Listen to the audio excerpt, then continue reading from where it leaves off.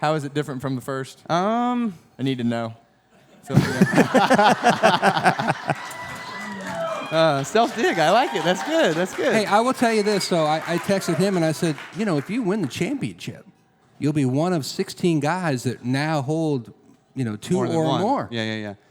And so now we can ask him, so how does it feel to be one of 16? So did the first one fly by for you? Well, it was just different because I felt like it was way more stressful. No. Like after the race was over, like the whole champion stage and all that and everything you had to do, like what did it happen? Like was it over like that and you really don't remember it? No, it took all night. Well, I know it takes all night, but like the first time. Did you act excited when you won? I was really excited. Why didn't you? Wow. You were the most miserable prick the whole playoffs. Dude, he was whining, Truex is winning, this is winning, I'm the only one that hadn't won. I'm like, what'd I tell you? Before Homestead, I said, you watch, you'll be the one that wins. He wins, and then he gets out. Well, you were still grouchy. I was not grouchy. I had tears running out of my eyes on the last lap, but anyways. Where is Michael Waltrip in his referee shirt?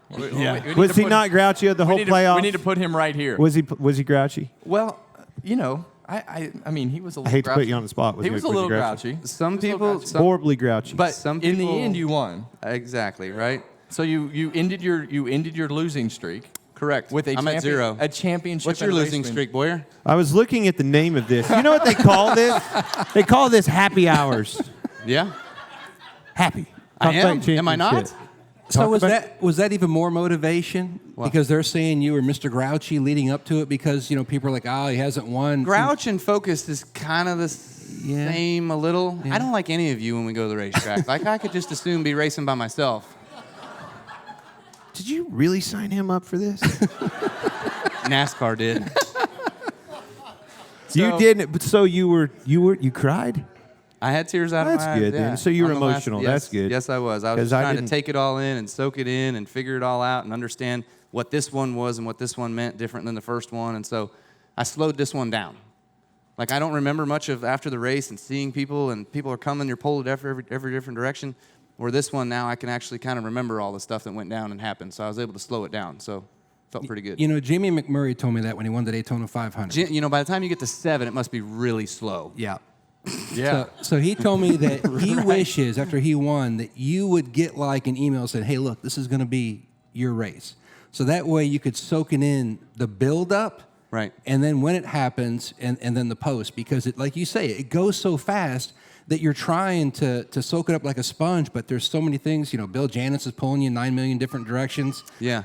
And you don't get a chance to just exactly appreciate right. it. Yeah, no, that's exactly right. That's what I said. Like the first one, you just weren't quite able to get everything that you wanted to get out or that you remember from it. And so this one, I felt like I did a better job of that for myself. And also the having Brexton there this time, it being 4.5 rather than 6 months old, and being able to like get down on your knees and see him and look in his eyes and see his excitement. He understood what happened. Yeah, and like when you get down on one knee and you look and you see it from that perspective, everything looks so big and so huge, and it's like, oh damn. This is pretty special. This is pretty cool, and so you kind of take it in through 4-year-old's eyes, and that's a. But I think the coolest things that you get to do as a champion. I've watched. I appreciate you doing what you did earlier in the year of taking Keelan around, because then Brexton had that idea. He was like, I want to do that, and I'm like, let's go, boy. Well, and that's really, those are the moments that you live for. It's like Cash running down the front straightaway or taking Brexton to victory lane with you. I mean, those are whole as new a meaning. dad. Those are the moments that mean as much to you as anything. And for me, like, I'm more interested in looking at the pictures afterwards, because I know that forever is going to be a memory that lives in your family. And you and Brexton can talk about that for the rest of your life. And he can understand that you were a winner.